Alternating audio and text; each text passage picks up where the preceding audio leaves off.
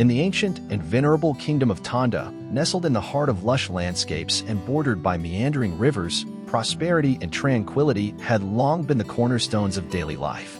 The people, diligent and harmonious, thrived under the benevolent rule of King Anluwagi, a sovereign of notable valor and wisdom. However, the winds of fortune are fickle, and Tondo was not spared their caprice.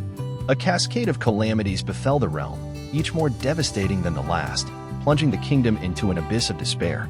The once bountiful fields, sources of Tondo's sustenance and pride, turned to barren wastelands, incapable of nurturing even the hardiest of crops. The rivers, lifelines that had once teemed with fish and cradled the commerce of civilizations, dwindled to mere trickles, their beds cracked and dry. Amidst this environmental collapse, a mysterious malady emerged, swift and unrelenting, sweeping through the populace and leaving a trail of grief and fear in its wake. At the center of this maelstrom of misfortune stood the Grand Palace, a beacon of past glories now overshadowed by the encroaching gloom. King Anluwagi, despite his formidable presence, found his resolve tested as never before. Beside him, Queen Sinag, a paragon of compassion and grace, shared in the heartache of their subjects, her luminous spirit dimmed by the shadows that had befallen their domain. Their son, Prince Majiding, a young man of fervor and idealism, felt the stirrings of responsibility and destiny, witnessing the realm's suffering and the weight it placed upon his family. In this darkest hour, the High Priest Dula, a sage revered for his deep connection to the spiritual and the celestial, stepped forth to guide the people toward a glimmer of hope.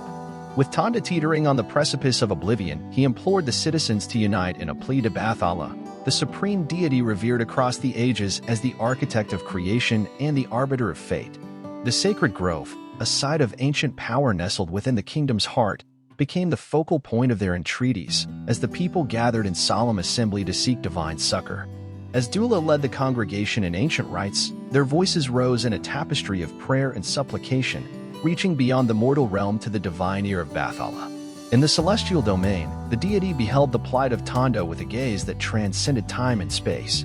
Moved by the unity and desperation of his children, Bathala resolved to intervene, weaving his intent into the fabric of reality. With the dawn came a series of wonders that heralded the rebirth of Tondo. Rain, pure and revitalizing, cascaded from the heavens, quenching the parched earth and filling the rivers once more. Crops stirred in the soil, reaching toward the sun with renewed vigor as the land healed under Bathala's benevolent gaze. The plague that had ravaged the populace receded as mysteriously as it had arrived, its shadow lifted by the warmth of hope and the promise of recovery. In the palace, the royal family stood witness to these miracles, their spirits buoyed by the tangible presence of grace and providence. King Anluwagi, humbled and enlightened, embraced a newfound resolve to shepherd his people with wisdom and empathy, eschewing the hubris that had once clouded his judgment. Queen Sinag, her heart alight with relief and joy, redoubled her efforts to nurture and console her subjects, becoming a beacon of maternal solace and strength.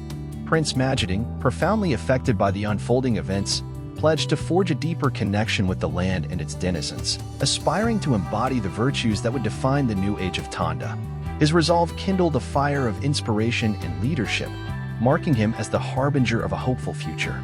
As the kingdom blossomed anew, the marketplace, once a tableau of desolation, thrived with activity and color. Artisans joyously plied their crafts, merchants exchanged goods with renewed zeal, and families, reunited in the wake of adversity, celebrated the return of abundance and harmony. The very air seemed imbued with a sense of renewal and gratitude, as the echoes of suffering gave way to songs of praise and thanksgiving. In the sacred grove, where the journey towards salvation had begun, the people of Tondo convened once more, their hearts and voices united in a covenant of gratitude and reverence. Led by Dula, they pledged to honor the gifts bestowed by Bathala, embracing a future founded on mutual respect, stewardship of the natural world, and the enduring bonds of community and faith. Thus, the epical revival of Tondo unfurled, a testament to the resilience of the human spirit and the boundless mercy of the divine.